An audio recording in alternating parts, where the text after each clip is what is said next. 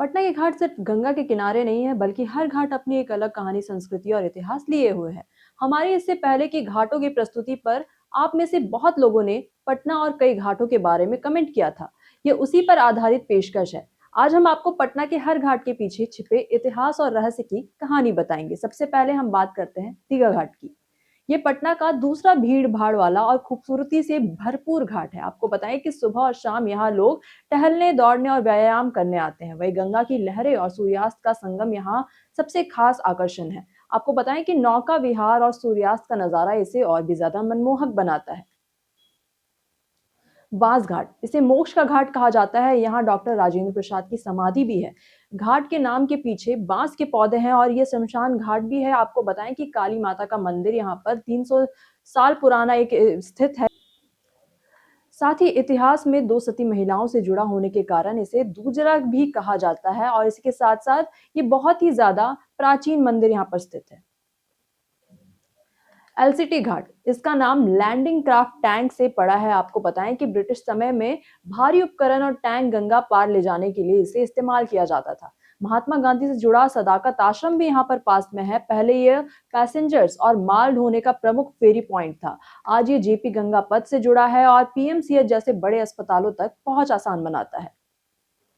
पहलवान घाट, ये घाट छठ पूजा के लिए प्रमुख स्थल है, जहां बिहार की पूर्व मुख्यमंत्री राबड़ी देवी के आगमन ने इसे और ज्यादा खास बनाया था। 1990 के दशक में गंगा का मार्ग बदल गया था, जिससे घाट का पानी से कम संपर्क कम हो गया था। वहीं 2001 से 2 में इसे पुनर्जीवित किया गया था ताकि श्रद्धालु आसानी से पूजा कर सके। राजा घाट, ये घाट गंगा किनारे ऐतिहासिक महत्व रखता है। पाटलिपुत्र के समय से ये जो शहर है और नदी के बीच एक संपर्क बनाए रखने में महत्वपूर्ण था। ब्रिटिश काल में यह सावरियों और इसी के साथ साथ माल का परिवहन होता था। वही आज भी ये घाट स्थानीय परिवहन और छठ पूजा के लिए महत्वपूर्ण है।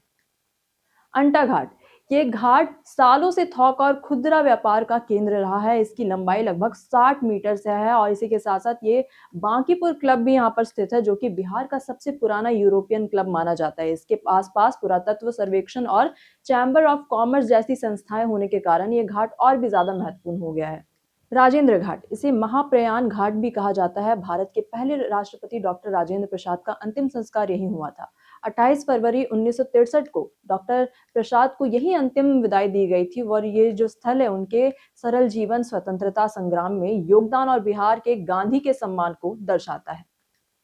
काली घाट, गंगा किनारे स्थित ये घाट प्राचीन काली माता मंदिर के लिए प्रसिद्ध है, जो कि एनआईटी मोड़ और दरभंगा हाउस के पास स्थित है। ये घाट गंगा स्नान, पूजा और नौका विहार के लिए बहुत ही ज्यादा प्रमुख है। विशेष अवसरों पर छठ पूजा, जैसे कि छठ पूजा, नवरात्रि और कार्तिक पूर्णिमा पर यहाँ पर भारी भीड़ उमड़ती है।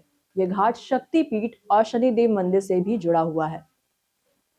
अब बात करते हैं भद्र घाट की। लगभग 200 साल पुराना ये घाट प्राचीन शिव मंदिर के लिए जाना जाता है। वहीं ये जो यहाँ पर काल सर्प दोष और पितृ शांति जैसी धार्मिक रस्में होती है। ये घाट विशेष रूप से छठ पूजा, प्रतिमा विसर्जन और अन्य धार्मिक कार्यक्रमों के लिए महत्वपूर्ण है। गाय घाट के पास स्थित ये जो घाट है, आपको बताएं कि 4.5 किलोमीटर लंबे नदी तट परियोजना के तहत विकसित हो रहा है। वही हर घाट केवल एक स्थल नहीं है, बल्कि इतिहास, संस्कृति और भावनाओं का प्रतीक है। वही पटना के इन घाटों ने न सिर्फ धार्मिक महत्व है, बल्कि ये शहर के सामाजिक और ऐतिहासिक जीवन से भी जुड़े हुए हैं। बाकी आप क्या सोचते हैं इन घाटों को लेकर? इनमें क्या क्या और चीजें बदलाव होनी चाहिए? आप कमेंट सेक्शन में अपनी राय हमें जरूर साझा करिए।